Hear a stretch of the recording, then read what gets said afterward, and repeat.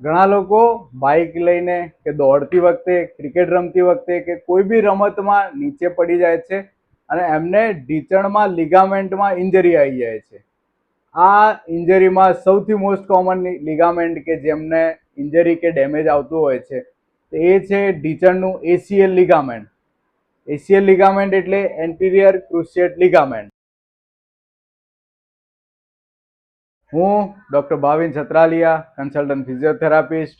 તો આજના વિડીયોમાં આપણે વાત કરીએ કે ઢીંચણમાં એસીએલ લિગામેન્ટની ઇન્જરી કે તમે કોઈ સર્જરી કરાવી હશે ઘૂંટણમાં, તો એ સર્જરી પછી તમારા ઢીંચણમાં પાવર, મસલ્સની સ્ટ્રેન્થનિંગ અને લિગામેન્ટનું જે અટેચમેન્ટ અને લિગામેન્ટની જે હેલ્થ નોર્મલ કેવી રીતે કરવી, કઈ કઈ એક્સરસાઇઝ તમે કરશો તો તમારા ઢીંચણના મસલ્સ, ઢીંચણના સ્નાયુ અને એ જે લિગામેન્ટમાં ઇન્જરી થઈ હશે એને ફરીથી રિકવર કેવી રીતે કરવું. એસીએલ લિગામેન્ટ શું છે?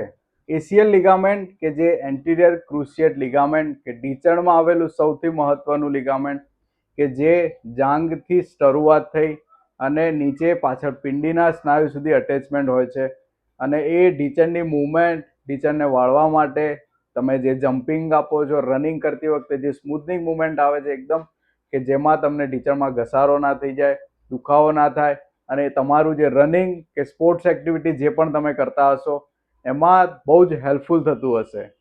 ઘણા લોકો એસીએલ લિગામેન્ટની સર્જરી કર્યા પછી એમને ઢીંચણમાં મૂવમેન્ટ અને જે સ્નાયુની વીકનેસ આવી જાય છે.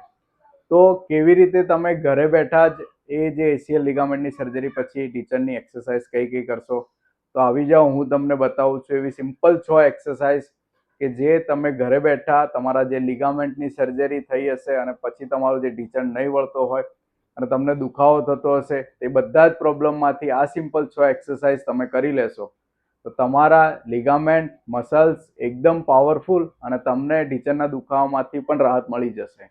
સૌથી પહેલી એક્સરસાઇઝ કરવા માટે તમારા જે એસીએલ લિગામેન્ટની સર્જરી કરી હશે તો ઢીંચણના ક્વોડ્રિસેપ્સ મસલ્સ વીક પડી ગયા હશે. તમે જે રેસ્ટ પીરિયડ કે આફ્ટર સર્જરી, તો તમારે આ રીતે રૂમાલને આ રીતે ગોળ વાળી ઢીંચણની નીચે મૂકી દેવાનો છે. ત્યારબાદ ઢીંચણથી એ રૂમાલને નીચે દબાવી પગનો પંજો તમારી તરફ ખેંચવાનો છે.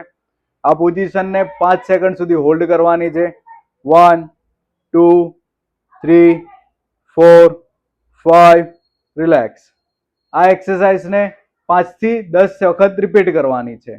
ત્યારબાદ બીજી એક્સરસાઇઝ કરવા માટે તમારે આ રીતે એડીના નીચે રૂમાલ જે રોલ કરેલો છે મૂકી એડીને જમીન તરફ દબાવવાની છે, પગનો પંજો તમારી તરફ ખેંચવાનો છે.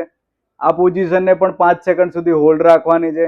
1, 2, 3, 4, 5. આ એક્સરસાઇઝને પણ તમારે 10 થી 15 વખત રિપીટ કરવાની છે. એ એક્સરસાઇઝ તમે પરફોર્મ કરશો તો તમારા જે ઢીંચણની નીચે જે કાફ મસલ્સ એટલે કે આપણી જે પિંડીના મસલ્સ છે એ સ્ટ્રેચ થશે અને તમને જે ઢીંચણ પર દુખાવો થતો હશે એમાં દુખાવામાં રાહત મળી જશે. ત્રીજી સિમ્પલ એક્સરસાઇઝ કરવા માટે તમારે આ રીતે સીધા સૂઈ જવાનું છે. તમારા પગના નીચે એક રૂમાલ મૂકીને એડીથી તમારી તરફ ખેંચવાનો છે. ત્યારબાદ ધીમે ધીમે સીધો કરવાનો છે. આ મુવમેન્ટને તમે 15 થી 20 વખત રિપીટ કરશો અને એ જ વસ્તુ 2 થી 3 વખત રિપીટ કરી લેશો એક્સરસાઇઝ, તો તમને જે ઢીંચણ વાળવામાં દુખાવો થતો હશે અથવા ઢીંચણ સીધો કરવામાં પણ દુખાવો થતો હશે એમાં તમને દુખાવામાં રાહત મળી જશે. ચોથી એક્સરસાઇઝ કરવા માટે તમારે આ રીતે સીધા સૂઈ તમારા ઢીંચણની નીચે ગોળ તકિયું અથવા કે રોલર કે કંઈ પણ તમે મૂકી શકો છો, જેથી કરીને ઢીંચણ થોડાક ઉપર જતા રહે અને તમને જે પગમાં ઓપરેશન કર્યું હશે એ પગને ઢીંચણમાંથી ઊંચો કરવાનો છે. પગનો પંજો તમારી તરફ ખેંચવાનો છે અને આ મુવમેન્ટને તમારે 15 થી 20 વખત કાઉન્ટ કરવાના છે. 2 થી 3 વખત રિપીટ કરવાના છે. પાંચમી એક્સરસાઇઝ કરવા માટે તમારે આ રીતે દિવાલની આગળ ઊભા રહી કમરને અને પીઠને દિવાલનો સપોર્ટ આપી ધીમે ધીમે નીચેની સાઈડ જવાનું છે. આ પોઝિશનને તમે 5 સેકન્ડ હોલ્ડ કરવાની છે. આ કરશો તો તમને ક્વોડ્રિસેપ્સ મસલ્સ, ઢીંચણ અને જે નીચેના કાફ મસલ્સ, પિંડીના સ્નાયુ છે એને સ્ટ્રેન્થન થશે. આ પોઝિશનને 5 સેકન્ડ સુધી હોલ્ડ રાખવાની છે. 1, 2, 3, 4, 5.